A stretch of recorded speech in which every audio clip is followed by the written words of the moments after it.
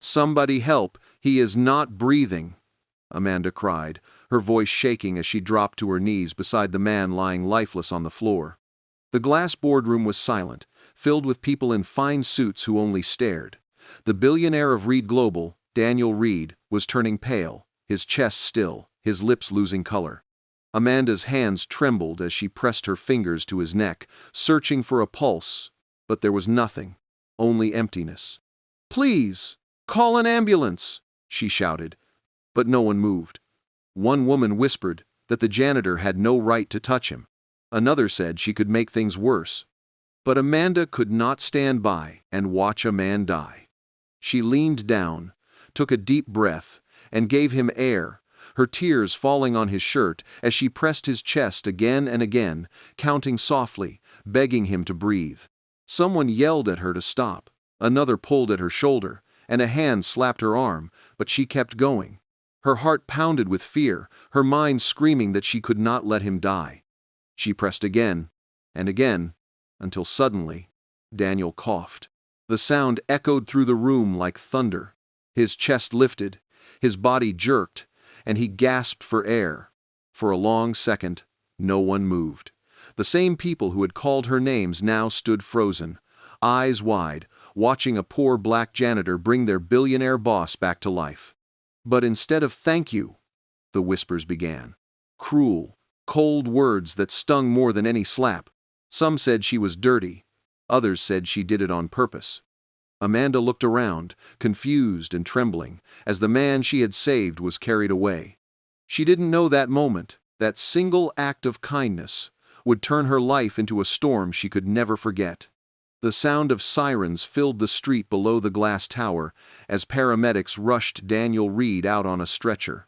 Amanda stood frozen near the doorway, her palms sticky with sweat, her breathing rough and uneven. Her mind couldn't understand what had just happened. 1 minute, she was mopping the floor, and the next, she was fighting for a stranger's life, while people in suits called her names. Her chest rose and fell heavily as she looked around the room. The men and women who worked under Daniel's billion-dollar name still stood in shock. Not one of them looked her in the eye. She could still hear their whispers. She kissed him. "How disgusting! She's just a janitor!" The words crawled into her skin like needles. Her cleaning cart stood in the corner, the mop still wet. She reached for it, but her hands trembled too hard to hold it steady. For a moment, she thought she might fall. The floor felt as cold as ice under her knees. A voice broke through the silence. "You should leave now," said Claire, the tall operations manager. Her tone was sharp and cold. "This is not your place anymore." Amanda blinked, confused. "I just tried to help," she whispered. Claire's eyes narrowed. "That was not your job. You've caused a scene, and Mr. Reed's family will not like this." Amanda felt her throat tighten. She opened her mouth to speak, but nothing came out. She looked at Daniel's chair, the same one she had wiped clean every evening after the meetings. It was empty now, and the air in the room felt heavy, like guilt. When she finally stepped out of the building, the city hit her all at once. The noise, the cars, the endless lights. People hurried past her, their faces tired and cold, but none of them knew what she had just done. She had saved a life, yet it felt like she had lost something instead. By the time she reached the subway station, her uniform was damp from sweat and tears. She sat on the edge of the bench, staring at her hands. They were still trembling. "You did the right thing," she whispered to herself, but her voice sounded weak. The train ride to the Bronx felt longer than ever. When she got off, the air smelled of rain and smoke. She walked the narrow street that led to her small apartment, the soles of her shoes sticking to the wet ground. Inside, the room was quiet. Her daughter, Lily, was asleep on the couch beside her grandmother, Martha. A small TV flickered faint light across their faces. Amanda stood there for a moment, just watching them. For the first time that night, she let out a deep sigh. She went to the kitchen sink, washed her hands, and looked at her reflection in the cracked mirror above it. Her eyes were red, her uniform stained. She looked nothing like a hero. She looked like a woman who had gone too far, trying to do good. Martha's voice came from behind her. "You're home late again, child." Amanda turned. Her mother sat up slowly, her gray hair tied in a bun. "I stayed back to clean one of the meeting rooms," Amanda said quietly. Martha's eyes studied her face. "You look shaken. What happened?" Amanda tried to smile, but her lips trembled. "Nothing, Mama. Just a long night." She didn't tell her the truth. She didn't say that she had pressed her mouth against a dying man's lips while the whole company stared. She didn't say that her hands still felt the weight of his chest, or that her ears still heard the hateful whispers. She only said, "I'm fine," and went to her room. She changed into an old t-shirt and sat on the edge of her bed. The city outside hummed with life, but inside her, everything was still. She kept seeing his face, pale and cold, and the moment he gasped for air, she remembered the relief that had rushed through her, followed by the stares that crushed her spirit. The next morning, Amanda woke to the sound of her phone vibrating. She rubbed her eyes and saw the name Claire on the screen. Her stomach turned. She answered quietly. "Hello? HR wants to see you," Claire said flatly. "Come to the office by noon." Amanda's throat went dry. "Is something wrong?" There was a pause, then Claire's voice, colder than before. "Just be here on time." The call ended. Amanda sat still for a long minute, staring at the floor. Lily ran up, holding her school bag. "Mom, you promised to walk me today," she said softly. Amanda forced a smile. "I will, baby. Go get your shoes." As they walked together, Amanda tried to hide her fear. She held Lily's small hand and listened to her talk about school, but her mind was miles away. She kept thinking about yesterday, about Daniel's lifeless body, and the moment he came back to life. At noon, she stood inside the glass building again. Everything looked the same, but the way people looked at her had changed. Some stared, some whispered, some laughed quietly as she walked past. She could feel their judgment following her down the hallway. In the HR office, a woman with red glasses looked up from her desk. "Amanda Brooks?" "Yes," Amanda said, clutching her small purse. "Please sit," the woman said. Her voice was polite but distant. "We've reviewed the reports from yesterday." Amanda waited, her heart heavy. The woman adjusted her glasses. "You performed mouth-to-mouth on Mr. Reed. Some employees found that behavior inappropriate." Amanda's jaw dropped. "Inappropriate? He wasn't breathing. I was trying to save him." The woman sighed. "We appreciate your effort, but the company must protect its image. Effective immediately, your employment is terminated." Amanda felt her world collapse. "You're firing me? For saving a man's life?" The woman didn't answer. She just pushed a paper across the desk. "Please sign here." Amanda's hand shook as she picked up the pen.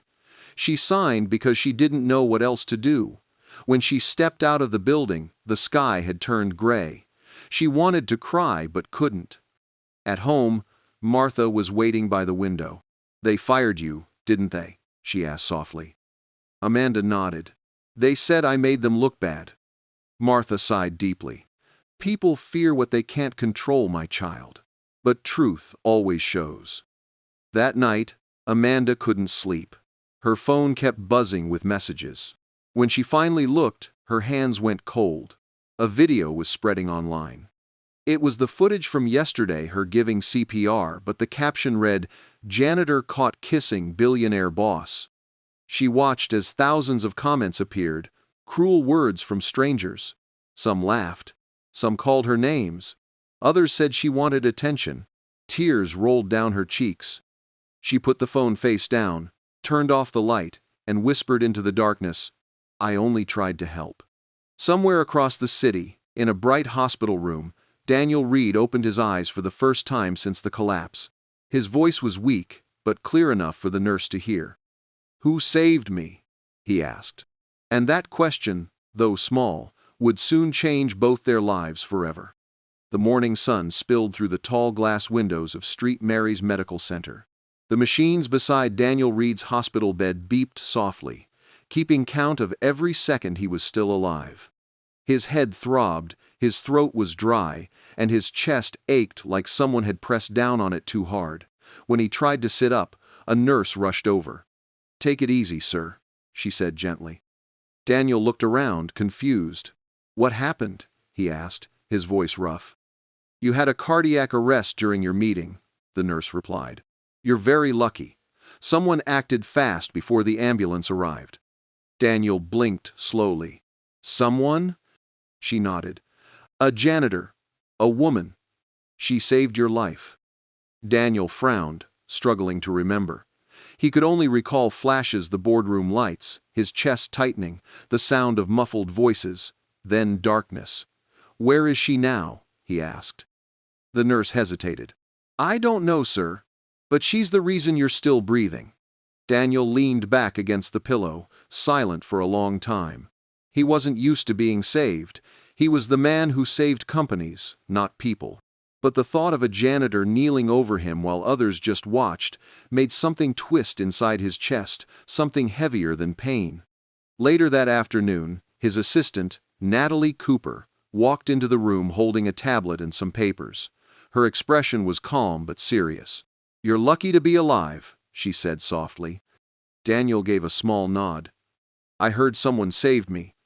Do you know who she is?" Natalie looked down at the tablet, hesitating. "Her name is Amanda Brooks. She was one of the janitors at Reed Global." "Was?" Daniel asked sharply. Natalie sighed. "They fired her yesterday." Daniel's eyebrows pulled together. "Fired her? For saving me?" Natalie took a deep breath. "It's more complicated, sir. The incident was caught on camera. Some people twisted the story. The video went viral online. They said things that weren't true." Daniel's jaw tightened. "Show me." Natalie turned the tablet toward him. Daniel watched in silence. The video showed Amanda kneeling over him, performing CPR. But the caption above the clip read, "Janitor caught kissing her billionaire boss." Thousands of comments followed, ugly, cruel, mocking. His chest ached again, but this time it wasn't from the heart attack. It was from shame. "Who approved this firing?" he asked quietly. "Edward Ross," Natalie said. "He said it was to protect the company's image." Daniel's eyes turned cold. "Protect the company's image from what? A woman saving my life?" Natalie said nothing. The silence in the room was enough to show what kind of world they were living in. When Daniel was finally discharged 3 days later, he didn't go home to rest. He went straight to the office. Everyone stood when he walked in, surprised to see him back so soon. He ignored the greetings and walked directly into Edward Ross's office. Ross, the CFO, stood behind his desk, pretending to be busy. "Daniel, thank God you're okay," he said with a fake smile. Daniel didn't sit. "I saw the footage," he said, "and I saw what you did to that woman." Ross shrugged lightly. "It was a PR nightmare. I did what had to be done." "What had to be done?" Daniel's voice was low but sharp. "She saved my life, and you destroyed hers. Do you hear how insane that sounds?" Ross straightened, still calm. "It wasn't personal, Daniel. We had to act quickly before the media twisted it further. You know how things work." Daniel's eyes burned with anger. "No, I don't think I do anymore." He turned and walked out, leaving Ross speechless. That evening, Daniel sat alone in his penthouse, the city lights stretching out beneath him. For the first time in years, he felt small inside his own home.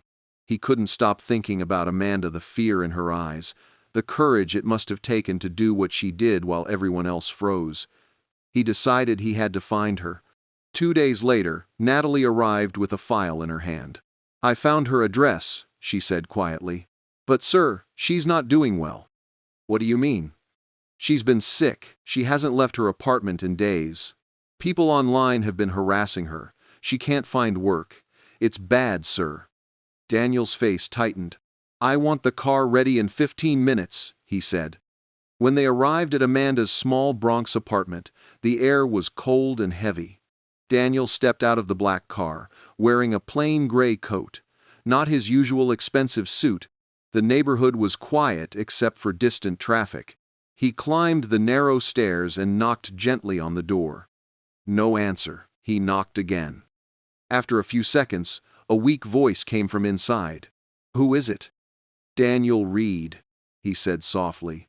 I just want to talk. The door opened a little. Amanda stood there, wrapped in a thin blanket, her eyes tired and swollen from crying. For a second, she didn't move. She just stared at him like she was seeing a ghost. I don't have anything left for you people to take, she whispered. Daniel's chest tightened. I didn't come to take anything, he said. I came to say thank you. Her eyes filled with tears. They ruined my life. I can't even go outside without someone whispering my name like I'm a joke. Daniel stepped closer, his voice low and calm. You didn't do anything wrong. I saw the truth. I saw what really happened. Amanda's lips trembled. They made it look dirty. They made me feel like saving a life was a crime. Daniel nodded slowly. That's why I'm here. I want to make it right. She looked down at the floor, her fingers clutching the blanket tighter. You can't fix this, she said softly. You have money, but you can't buy back a name once it's been dragged through the dirt. Daniel's eyes softened. Then I'll help you rebuild it. Amanda said nothing. For a long moment, the only sound was the wind through the cracked window. Finally, she whispered, Why? Why do you care? Daniel took a deep breath. Because I was dead, Amanda. And you brought me back. I owe you more than I can ever repay. She looked up slowly, her eyes meeting his. There was disbelief, pain, and a small, fragile spark of hope. Daniel reached into his pocket and placed a small business card on her table. When you're ready, he said, come see me. Amanda looked at the card. It read, Daniel Reed, Reed Global Annex, Brooklyn Waterfront.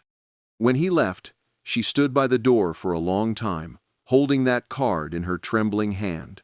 Outside, Daniel got into his car, staring out the window as the city lights reflected in his eyes.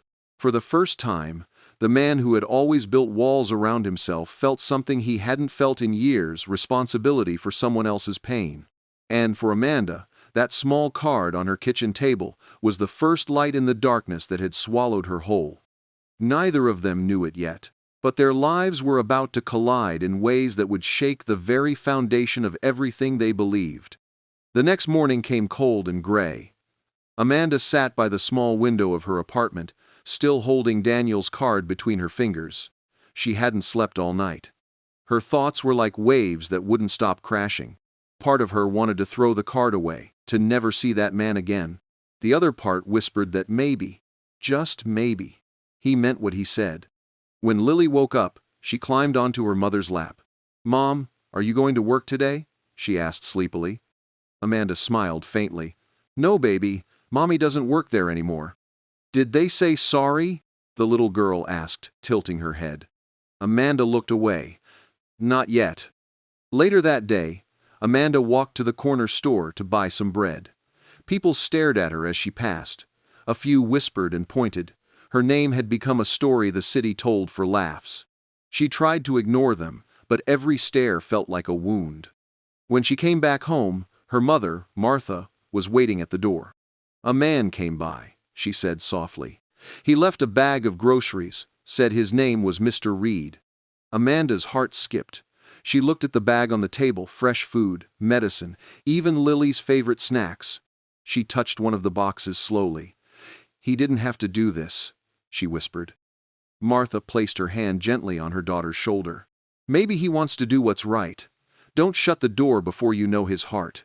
That night, Amanda sat on the bed and stared at the business card again. The address was clear, Brooklyn Waterfront. She knew it was the new branch of Reed Global. Her fear and curiosity fought inside her chest. Finally, she took a deep breath and whispered, If I don't go, I'll never know. The next morning, Amanda dressed neatly in the cleanest clothes she owned, tied her hair back, and took the subway to Brooklyn. Her hands shook the whole way. When she reached the tall glass building, she hesitated at the entrance. Everything looked too bright, too clean. She felt out of place. Inside, the receptionist smiled kindly. You must be Miss Brooks, she said. Mr. Reed is expecting you. Amanda's stomach tightened. He's expecting me? Yes, ma'am. Please, this way. She followed the woman through a wide hallway filled with sunlight. When she entered the office, Daniel was standing by the window, looking out at the water. He turned when he heard her footsteps. "Amanda," he said softly, "I'm glad you came." She nodded, unsure what to say. "I want to start by saying I'm sorry," he continued. "For everything that happened to you, you should have been thanked, not punished." Amanda looked down. "Sorry doesn't give me my job back," she said quietly. "I know," Daniel replied. "That's why I'm offering you something better." She lifted her eyes. "Better?" "Yes," he said. "I've been reviewing how this company treats people. You showed me something I never saw before. You cared when no one else did. I want you to help me change things here. I'm opening a new department, the Employee Wellness and Equity Office. I want you to lead it." Amanda blinked, speechless. "Me? I don't have a college degree. I'm just a janitor." Daniel smiled faintly. "You're not just anything. You have something this place needs: heart. You know what it feels like to be unseen. I need someone who can make sure that never happens again." Amanda hesitated. "People will talk. They'll say you're doing this out of guilt." Daniel nodded. "They can say what they want. I'm not doing this to look good. I'm doing it because it's right." For a long moment, neither spoke.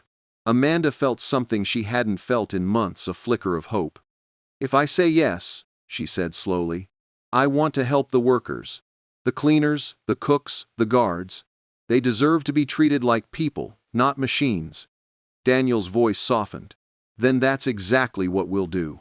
He reached out his hand. Amanda looked at it, then slowly shook it. It felt strange, her rough palm against his soft, careful one. It was a handshake between two worlds that had never touched before. For the first time in a long while, Amanda smiled. "All right," she said, "let's start with the people no one listens to." The next few weeks passed quickly. Amanda began working at the new annex, learning how things ran behind the shiny walls she used to clean. She met workers who shared their quiet pain, long hours, low pay, no respect. She listened to them all and wrote everything down. Every evening, Daniel stopped by her office to ask how things were going. "You look tired," he said one night, offering her a cup of coffee. Amanda laughed softly. "You ever clean 20 floors in one night? This is nothing." Daniel smiled, and for a moment there was warmth between them. Something human, fragile, and real. But not everyone was happy. Edward Ross, the CFO, watched from afar, his jaw tight. "She's not supposed to be here," he muttered to a colleague. "She's a problem waiting to happen." One evening, he called a private meeting with two executives. "Dig into her past," he said coldly. "Find something we can use. If she becomes the face of this company, we all lose control." That same night, Amanda's phone buzzed. A strange number sent her a message. "You think you're safe because he likes you? You have no idea what's coming." Amanda stared at the screen, her hands going cold. She looked around the empty office. The lights outside flickered against the glass. And for the first time since she started working again, she felt afraid. She didn't know that Edward Ross had already hired people to leak new stories, lies about her, photos taken from old social media accounts, even rumors that she had blackmailed Daniel. As Amanda walked home that night, the city lights blurred through her tears. She had fought so hard to rebuild her life, but the same people who destroyed her before were waiting in the shadows to do it again. When she reached her apartment, her mother saw the fear on her face. "What's wrong, child?" Amanda held her phone out. "They're starting again," she whispered. Martha took her hand gently. "Evil doesn't rest, but neither does truth. You just keep walking, Amanda. The storm will pass." Amanda nodded slowly, but deep inside, she knew this storm would be stronger than the first. Far across town, in his penthouse, Daniel stared at the city below, unaware of the danger already circling both of them. The line between doing what was right and what was safe was about to disappear, and neither of them could stop what was coming next. The battle had only begun. The morning air over New York felt heavy, like the city knew something was coming. Amanda sat in her small office at the Reed Global Annex, staring at the messages piling up on her screen. Each one was worse than the last. Articles with her name, twisted headlines, ugly comments. Someone had leaked new stories claiming she was having an affair with Daniel Reed. Another headline said she had stolen money from the company. Every word was a lie, but lies had power. Her chest felt tight. Her phone buzzed again, this time a picture of her and Lily walking home from school. No caption, just a threat. Amanda's hand shook as she locked the phone. Her heart pounded with fear. Whoever was behind this wanted to destroy her, not just at work but in her life. Natalie Cooper rushed in. "Amanda," she said, out of breath. "Daniel just called. He needs to see you in his office now." Amanda stood, her legs weak. "What's going on?" Natalie looked at her with worry. "It's bad." Edward Ross called an emergency board meeting. "They're blaming you for the missing funds from the welfare budget." Amanda froze. "What missing funds?" Natalie swallowed hard. "The money we set aside for worker benefits, it's gone. And Ross is saying you were in charge of the department." Amanda's head spun. "That's not possible. I never touched that account." "I know," Natalie said. "But he has fake papers, Amanda. Documents with your name on them." Amanda felt the world tilt around her. "He's setting me up," she whispered. When she entered Daniel's office, the tension was thick. Edward Ross stood by the window with two board members. Daniel was behind his desk, his face hard to read. Ross spoke first. "Daniel, this woman has stolen over $200,000 from the employee fund. We have the documents right here." "That's a lie," Amanda said, her voice breaking. "I never took anything." Ross smirked. "Of course you'd say that, but the records show your password accessed the account." Daniel looked at Amanda. "Tell me the truth," he said quietly. "Did you use your login on that system?" Amanda shook her head, tears welling up. "I didn't even know how to access those files. He's framing me." Ross laughed coldly. "Always the victim, aren't you? You used pity to get this job. You fooled him once, but not again." Daniel slammed his hand on the desk. "Enough, Ross." His voice echoed through the room. "You talk like you know everything, but I'm not blind." Ross stepped closer. "You're defending a liar because you feel guilty, Daniel. But if you protect her, you'll go down with her." For a long moment, silence filled the room. Daniel's jaw tightened. "Get out," he said finally. Ross blinked. "What?" "I said get out," Daniel repeated, "and don't come back until the truth is proven." Ross glared at Amanda before storming out.